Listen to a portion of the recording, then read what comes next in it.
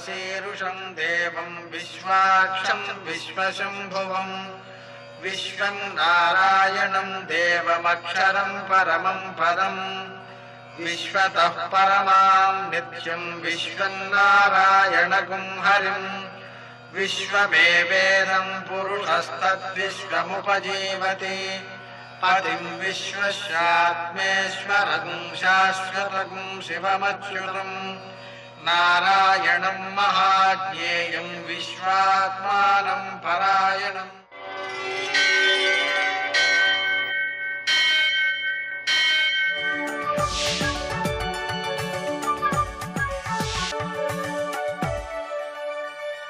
सूर्यशौर्यमथेन्दुरिन्द्रपदवी सन्मङ्गलं मङ्गलम्। मृत्युंजयाय रुद्राय नीलकंठाय शंभवे अमृतेशाय सर्वाय महादेवाय ते नमः। నేటి కాలమాన విశేషాలను గమనిద్దాం. స్వస్తి శ్రీ చాంద్రమాన మన్మథనామ సంవత్సరం దక్షిణాయనం హేమంత ఋతువు మార్గశిర మాసం శుక్లపక్షం సోమవారం.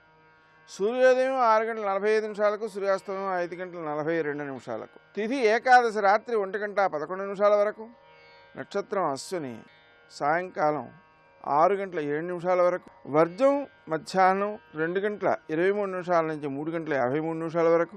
మరల రాత్రి 3:04 నుంచి 4:33 వరకు. దుర్ముహూర్తం మధ్యాహ్నం 12:35 నుంచి 1:19 వరకు.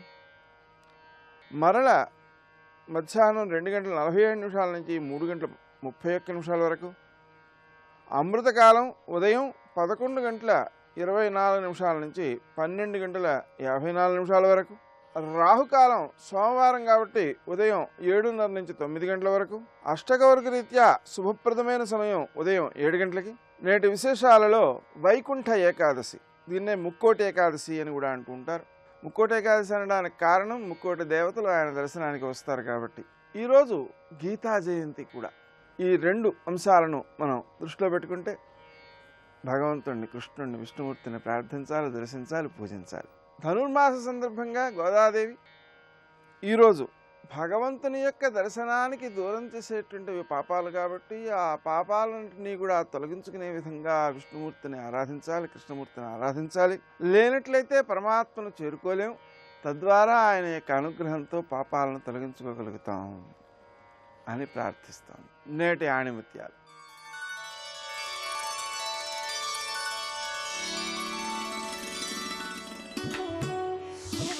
సత్యానికి సమమైన తపస్సు లేదు, అసత్యానికి మించిన పాపము లేదు.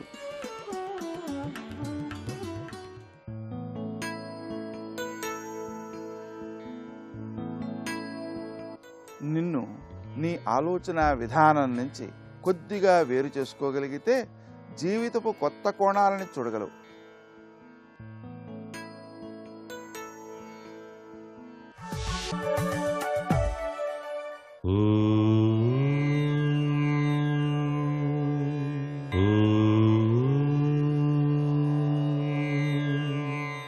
ఓం నమో నారాయణాయ. ఓం నమః శివాయ. శ్రీమాత్రే నమః. మార్గశిర మాస శుద్ధ ఏకాదశి. ఈరోజే ముక్కోటి ఏకాదశి అని చెప్పేసి మనమంతా కూడాను ఉత్తర ద్వార దర్శనం కోసం, ఆ పరమాత్మ యొక్క అనుగ్రహ కటాక్ష వీక్షణాల కోసం ఎదురుతెన్నులు చూసేటువంటి విశిష్టవంతమైన సుదినం. ఉత్తర ద్వార దర్శనం చేసుకొని స్వామివారిని గనక నమస్కృతాంజలి గడిచి అర్చించినట్లయితే సర్వఫల సిద్ధి కలిగి తీరుతుంది. కపిల గోవుకు పూజ చేసి ఈ శుభదినాన కపిల గోవును దానం చేయటం విశిష్టవంతమైనటువంటి సాంప్రదాయ లక్షణం. గీతా జయంతిగా కూడా ఈనాడు పిలువబడుతోంది కాబట్టి కృష్ణ పరమాత్మ చెప్పినటువంటి గీతోపదేశ సారాంశాన్ని ప్రతి ఒక్కరూ కూడా అవగాహన చేసుకున్నట్లయితే సర్వే సర్వత్రా శుభదాయకవంతమైనటువంటి ప్రభావంతో విరాజిలింప చేసుకోవడానికి ఆస్కారం అత్యధికంగా ఉంటుంది. మార్గశిర మాసాన్ని నేనే అని చెప్పేసి చెప్పినటువంటి ఆ శ్రీకృష్ణ పరమాత్ముని యొక్క లీలామృత తత్వాన్ని చక్కగా ఆచరణలో భక్తి భావన స్ఫూర్తితో ఎవరైతే నిత్యం గోవిందనామ స్మరణ చేస్తారో వారి జీవితం చక్కటి యోగవంతమైన జీవన సరళకి నాంది పలికేటువంటి లక్షణంగా చెప్పడం జరిగింది. సర్వే జనా సుఖినో భవంతు.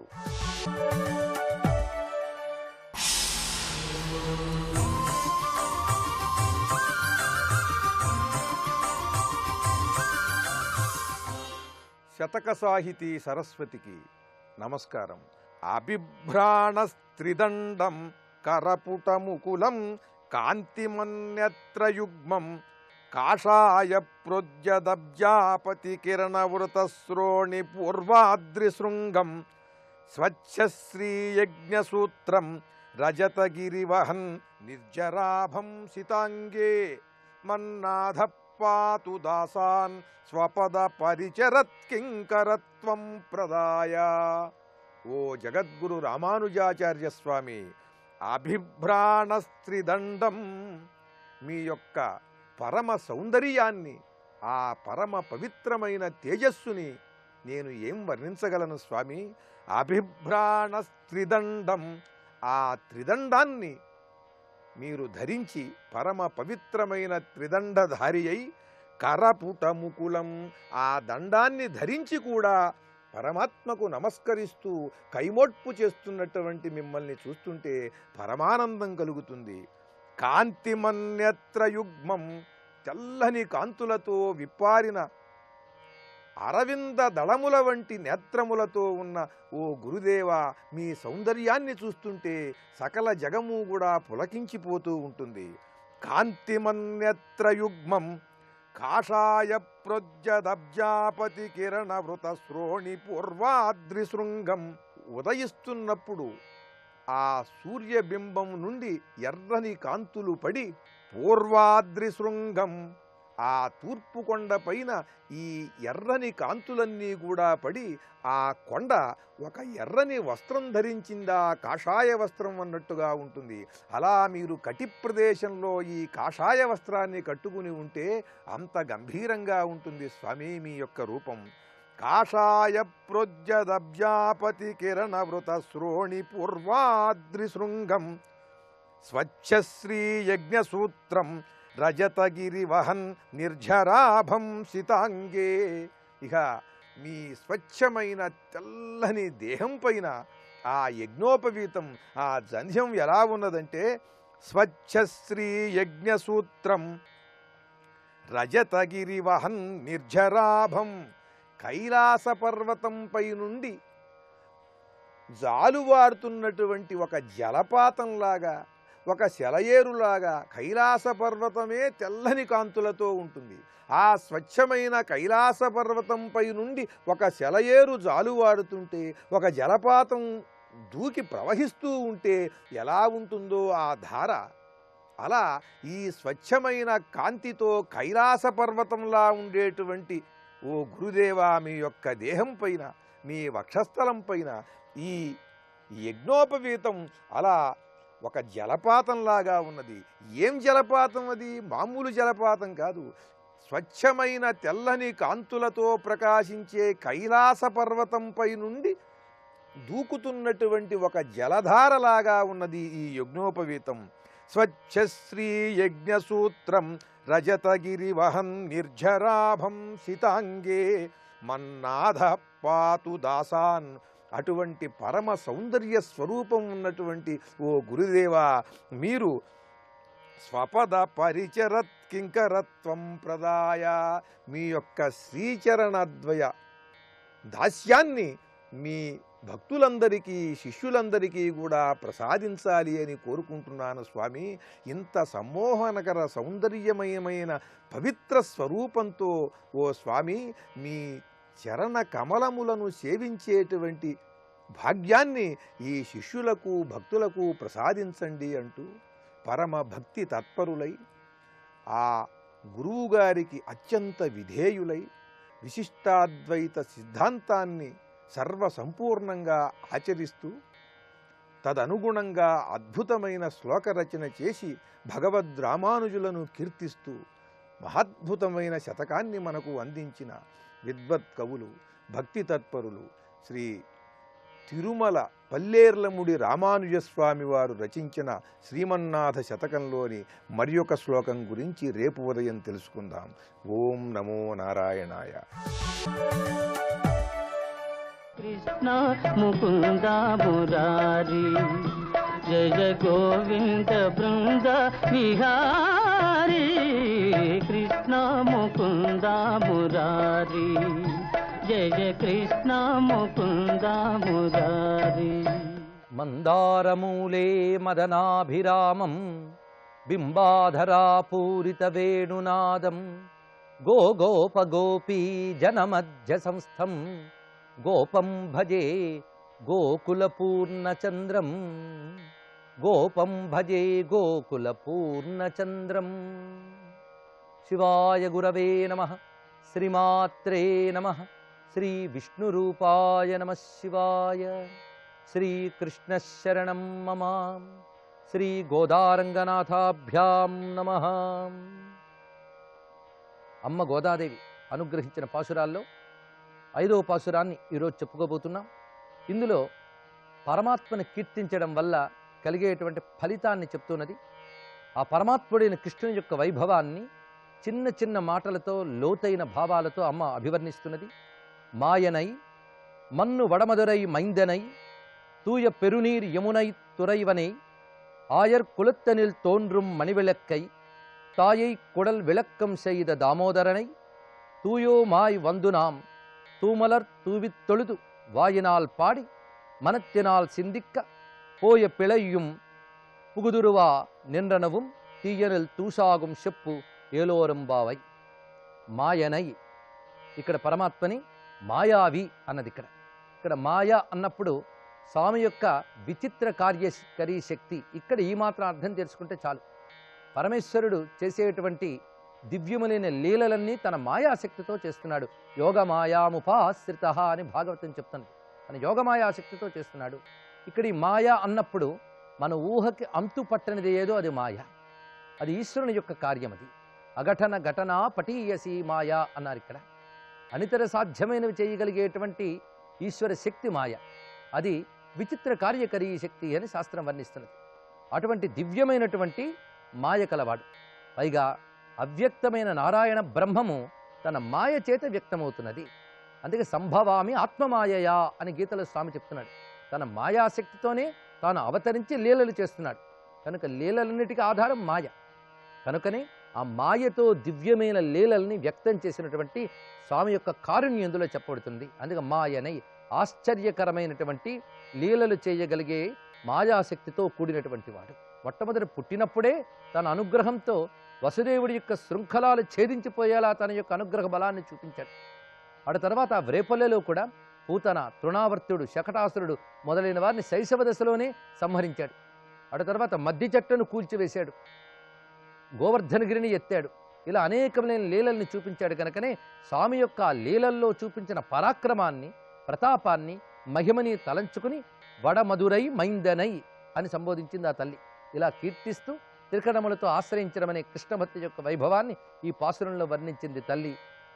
ఆండాల్ తిరువడగలే శరణం. నమో నారాయణాయ నమో నారాయణాయ నమో నారాయణాయ నమో నారాయణాయ. సశంఖచక్రం సకిరీటకుండలం సపీతవస్త్రం సరసీరుహేక్షణం సహారవక్షస్థలశోభికౌస్తుభం నమామి విష్ణుం శిరసా చతుర్భుజం. శివాయ గురవే నమః. శ్రీమాత్రే నమః. శ్రీ విష్ణురూపాయ నమః శివాయ. శ్రీకృష్ణశరణం మమ. నారాయణాయ విద్మహే వాసుదేవాయ ధీమహి తన్నో విష్ణు ప్రచోదయాత్. శివాయ గురవే నమః. శ్రీమాత్రే నమః. శ్రీ విష్ణు రూపాయ నమః శివాయ. పరమ పావనమైన ధనుర్మాస వేళలో వచ్చే దివ్యమైనటువంటి ఏకాదశి వైకుంఠ ఏకాదశిగా, ముక్కోటి ఏకాదశిగా వ్యవహరింపబడుతున్నది. ఈ పావనమైన ఏకాదశి పర్వం ప్రతి మాసంలోనూ సార్థకమైనప్పటికీ కూడా కొన్ని మాసాల్లో ఒక ప్రత్యేకత దీనుకున్నది. ఆ ప్రత్యేకత ప్రకారంగా ఈనాడు ఉన్నటువంటి విశేషం ఏమిటంటే వైకుంఠం యొక్క ఉత్తర ద్వారాలు తెరుచుకుంటాయి అని పేరున్నది. అందుకే ప్రతి విష్ణువాలయంలో కూడా ఉత్తరం వైపు ఒక ద్వారం ఉంటుంది. అది ఈ రోజునే తెరుచుతారు. తిరుమల వెంకటేశ్వరుని మొదలుకొని ప్రతి విష్ణువాలయంలోనూ మన దక్షిణాదిలో ఆ ద్వారములను తెరయడం అనేటువంటిది ఒక ప్రసిద్ధిగా జరుగుతున్నటువంటి అంశం ఇది. పైగా ఉత్తరం వైపు ద్వారము, దీనికి వైకుంఠ ద్వారము అని పేరు కూడా ఉన్నది. జైవిజీయులు ఇక్కడ కాపలాగా ఉంటారట. మనకు పురాణముల యందు కూడాను జైవిజీయులు కాపలాగా ఉన్న ద్వారము వైపు వెళుతూ సనక సనందనాథులు ఆ సమయంలోనే అక్కడ జైవిజీయులు అవరోధించినప్పుడు వారికి శపించడం ఈ కథ కనబడుతున్నది. అందుకే జైవిజీయులు కాపలాగా ఉన్నటువంటి ద్వారము ఉత్తర ద్వారము. మొత్తం 4 వైపులా వైకుంఠానికి ద్వారం ఉంటుంది. కానీ ఉత్తర ద్వారం గురించి ఎక్కువ ప్రశస్తి ఎందుకున్నది, ఇది ఆలోచించవలసిన అంశం. మన పురాణ కథలకి, మన పర్వదినాలకి, జ్యోతిష్ శాస్త్రానికి, ఇక భౌగోళికంగా ఉన్నటువంటి మార్పులకి అన్నిటికీ ఒకదానికొకటి అనుబంధం ఉంటుంది. చిట్టచేరుక అన్ని యోగ శాస్త్రంతోనూ విశ్వరహస్య విజ్ఞానంతో కూడా మేళవింపబడతాయి. అందుకే ఒక్కొక్క హిందువుల పురాణ కథలో బహు విషయాలు ఉంటాయి. కొందరికి సామాన్యులకు కథ మాత్రమే ప్రధానంగా కనిపిస్తూ వాళ్ళని ప్రేరేపణ కలిగిస్తూ ఉత్సాహం కలిగిస్తుంటే కొన్ని విషయాలు అంతర్దృష్టి కల వారికి, జ్ఞానం అంటే ఇష్టం ఉన్న వాళ్ళకి ఆసక్తి కలిగిస్తాయి. మొత్తానికి ఒక్క పురాణ కథ ఎందరినో తరింపజేస్తున్న జ్ఞాన భాండారంలా మనకు కనబడుతుంది. ఆ విధంగా మనం ఇక్కడ పరిశీలించినట్లయితే ఉత్తర ద్వారాలు తెరుచుకోవడం, దీని ప్రత్యేకత ఏంటంటే ఇకపై రాబోతున్నది ఉత్తరాయణం. ఉత్తరాయణం మకర సంక్రమణం నుంచి మొదలవుతుంది. దానికి ముందు వచ్చేటువంటిది ఈ ధనుర్మాసం అనేటువంటిది. అందుకు ఇది పగటికి ముందు వచ్చేటువంటి బ్రాహ్మీ ముహూర్తం వలె తెల్లవారుజాముకి సాధనకిలో ఎంత ప్రాధాన్యం ఉన్నదో సంవత్సరం మొత్తం మీద ఈ ధనుర్మాసానికి అంతటి ప్రాధాన్యం ఉన్నది. అందున ఏకాదశి ఒక్కటి సరిగ్గా చేయగలిగిన సర్వపాపనాశనం అని. ఏకాదశి వ్రతం పాపనాశనానికి, విష్ణుభక్తి ఉత్పన్నం కలగడానికి, జ్ఞానోత్పత్తికి సహకరిస్తున్నది. అందుకు ఈ ఏకాదశికి ఉన్న ప్రత్యేకత ఏమిటంటే ఉత్తర ద్వారాలు తెరుచుకోవడం. పైగా ఇక్కడ నుంచి మనకి సౌరశక్తి విశేషంలో కూడా మార్పు జరుగుతూ ఉంటుంది. ఉత్తరాయణం వచ్చిన దగ్గర నుంచే సూర్యశక్తికి విశేషం వస్తున్నది. అది ధర్మాసం నుంచే నిజానికి ప్రారంభం అవుతున్నది. అందుకే కొందరు లెక్క ప్రకారంగా ఇది ఉత్తరాయణం కిందే పరిగణిస్తారు. మొత్తానికి అటువంటి పరమపావనమైనటువంటి ఈ సమయంలో విష్ణు వ్రతం చేయడం అనేటువంటిది నిజంగా ఉత్తర ద్వారాన్ని తెరుస్తున్నది. కాలంలో కూడా మనకి ఆ సూర్యపరమైనటువంటి శక్తి ఎక్కువగా లభించేది. పైగా ఉత్తర అంటే దిక్కుల్లో ఉత్తరమనే కాదు, ఉత్కృష్టమైన స్థితి అని అర్థం చెప్పుకోవాలి. అందుకు ప్రధానంగా ఈ ఉత్తర ద్వారానికి అటువంటి అర్థం చెప్పినప్పుడు సమన్వయింపబడుతున్నది. ఆ కారణం చేతనే ఆరోహన్నుత్తరాం దివం దేవః అని వేదమంత్రం కూడా మనకు కనబడుతున్నది. అక్కడ ఉత్తరాం అనే మాటలో కూడాను ఉత్తర దిక్కు అని మాత్రమే కాకుండా ఉత్కృష్టమైన స్థితి అని, ఉన్నతమైన స్థితిని ఉత్తర అంటారు. ఉత్తర ఉత్తంటే ఉత్కృష్టం, తర అనేది కంపారిటివ్గా చెప్పేటువంటి శబ్దం. అనగా అన్నిటికంటే ఏది గొప్పదో దాన్ని ఉత్తరము అని అంటారు. ఆ ఉత్తర ద్వారం తెరుచుకుంటే కానీ భగవంతుడి దర్శనం కాదు. ఇప్పుడు యోగపరంగా జ్ఞానపరంగా మనం అన్వయిస్తే ఉత్తర ద్వారం అనగా జ్ఞానద్వారము, ఉత్తర దిశ జ్ఞాన దిశ, తూర్పు ఐశ్వర్య దిశ. అందుకే సాధనకి ఈ 2 దిశలు ప్రధానంగా చెప్తూ ఉంటారు. దక్షిణామూర్తి రూపంతో ఉన్న శివుడు కూడా ఉత్తరం వైపున కూర్చుంటాడు. ఆయన దక్షిణం వైపు చూస్తూ ఉంటాడు. శివుని చూడదలుచుకున్న వాళ్ళు ఉత్తరం వైపు చూస్తారు. కనుక ఉత్తరం జ్ఞాన దిశ. అందుకు ఉత్తర ద్వారం తెరచుకునుట అంటే జ్ఞాన కవాటాలు తెరచుకోవడం అనేది. ఆ జ్ఞానంగాని తెరుచుకుంటే అప్పుడు భగవద్ దర్శనం లభిస్తుంది. అది అసలైనటువంటి అర్థం. అది సర్వం శ్రీ విష్ణు చరణారవిందార్పణమస్తు.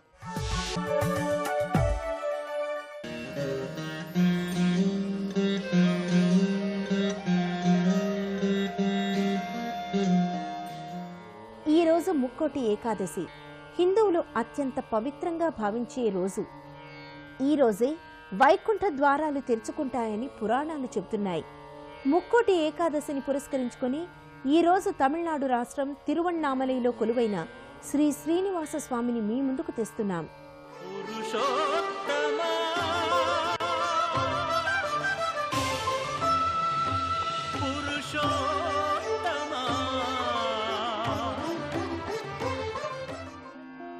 తమిళనాడులోని తిరువణ్ణామలైలోని శ్రీనివాస క్షేత్రం విరుధునగర్ జిల్లాలో ఉంది. విరుధునగర్ నుండి తిరువణ్ణామలై 50 కిలోమీటర్ల దూరంలో ఉంది. తిరుపతికి కొండ ఎక్కి వెళ్ళినట్లుగానే ఈ దేవాలయ దర్శనానికి కొండ మీదకు వెళ్లడానికి 7 ఎత్తుపల్లాల మార్గం ఉంది.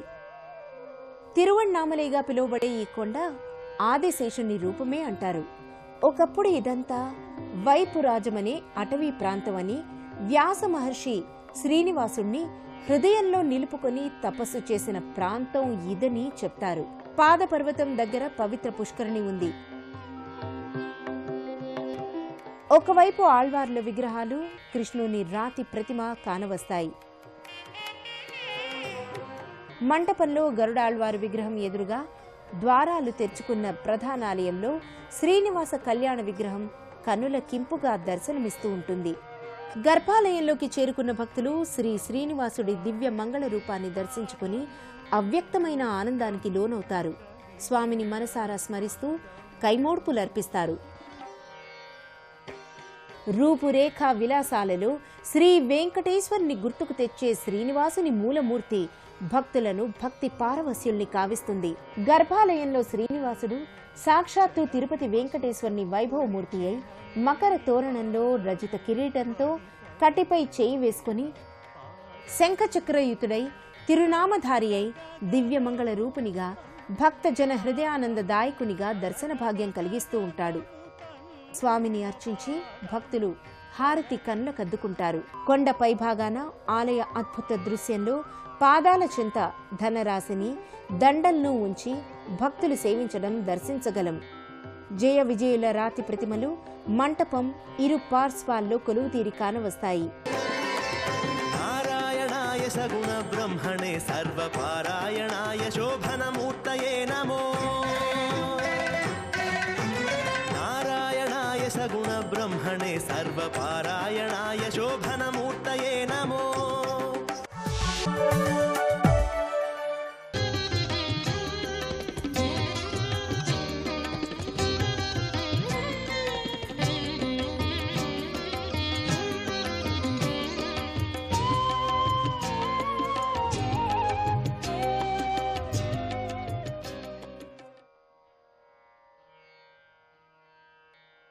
శ్రీ మహాగణపతే నమః. శ్రీ సరస్వతి నమః. శ్రీపాదవల్లభ నరసింహ సరస్వతి. శ్రీ గురు దత్తాత్రేయాయ నమః. భగవంతుడు ప్రసాదించిన ఈ జన్మకు సార్థకత భగవంతుడిని దర్శించటంతోనే కలుగుతుంది. భగవద్ దర్శనానికి భక్తిని మించిన సాధన లేనే లేదని భక్తి సూత్రాలు మొదలైన గ్రంథాలు చెప్తూ ఉన్నాయి. భక్తి సాధనలో శ్రీమద్ భాగవతానికి ఒక గొప్ప స్థానం ఉంది. 18 పురాణాలు, 18 ఉపపురాణాలు, మహాభారతము, బ్రహ్మసూత్రాలు రచించిన తరువాత కూడా ఆ వ్యాస భగవానుడు మనశ్శాంతి కరువై బాధపడుతున్న సమయంలో నారద మహర్షి ఉపదేశంతో భాగవతాన్ని రచించి పరమశాంతిని పొందాడు. అటువంటి భాగవతంలో 12 స్కంధాలు ఉన్నాయి. మనం ఒక్కొక్క స్కందాన్ని విపులంగా చెప్పుకునే ప్రయత్నం చేద్దాం. భాగవతం అంటే భగవంతునికి సంబంధించిన శాస్త్రము అని అర్థం. భగవంతుని సమస్త విషయాలు ఇందులో చెప్పబడ్డాయి. పురాణానికి ఉండవలసిన సమస్త లక్షణాలు గల భాగవతం మహాపురాణం అయింది. భక్తి ద్వారా అద్వైత వేదాంతాన్ని స్థాపించి పరమాత్మ దర్శనం చేయించడమే భాగవతంలో వ్యాస మహర్షి యొక్క సంకల్పంగా కనిపిస్తుంది. భాగవత మహత్యాన్ని భాగవతమే చెప్పటంలో విశేషమేమీ లేదు కదా. అందుచేత ప్రసిద్ధమైనటువంటి పద్మపురాణం భాగవతం యొక్క గొప్పతనాన్ని చెప్పింది. అది భాగవతం యొక్క విశేషం అని తెలుస్తుంది. ఒకానొక సందర్భంలో నారద మహర్షికి భూలోకంలో తీర్థయాత్ర చేయవలసి అనిపించింది. ఆయన పుష్కర, ప్రయాగ, కాశీ, గోదావరి, శ్రీక్షేత్ర, కురుక్షేత్ర, శ్రీరంగ, రామేశ్వర మొదలైన క్షేత్రాలన్నీ సంచరించాడు. ఆయనకు ఎక్కడా మనశ్శాంతి కలగలేదు. భూమినంతా అధర్మానికి మిత్రుడైన కలి ఆవరించి ఉండటాన్ని ఆయన చూశాడు.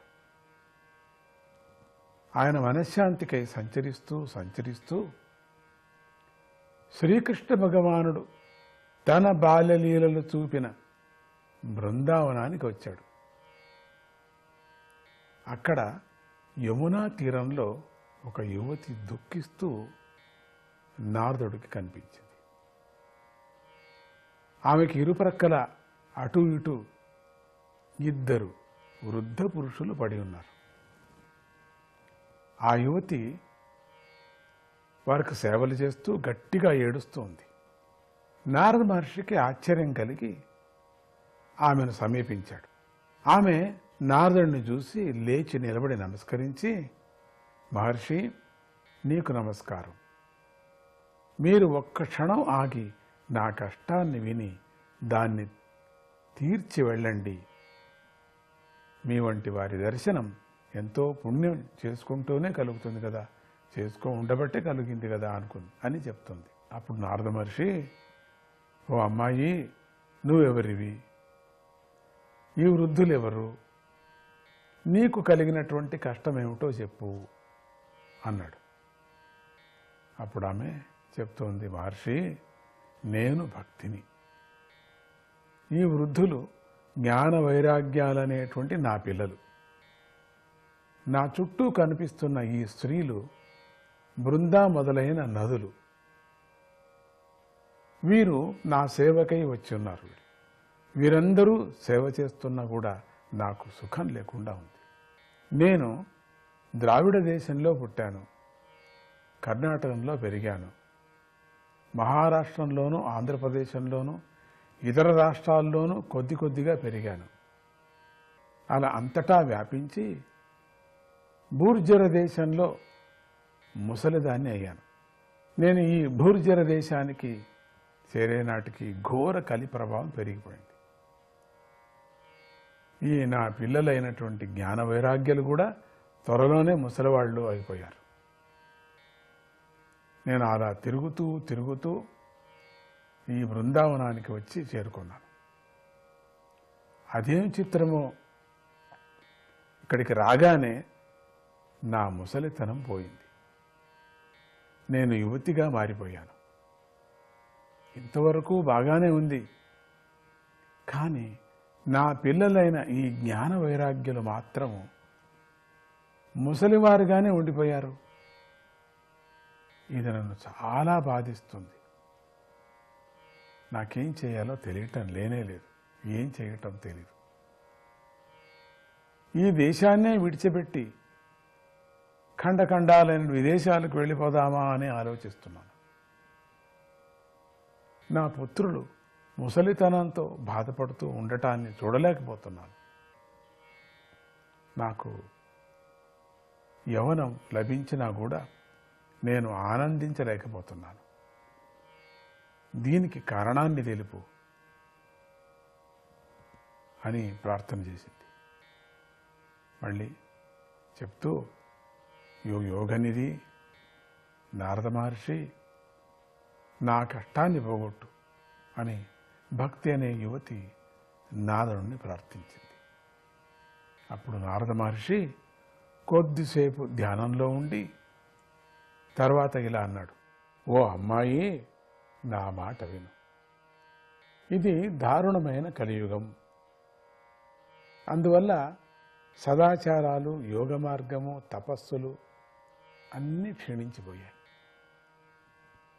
జనులు పాపకర్మలో శ్రద్ధ కలవారిగా ఉన్నారు, కానీ సాధువులు బాధపడుతున్నారు, అసాధువులు ఆనందిస్తున్నారు.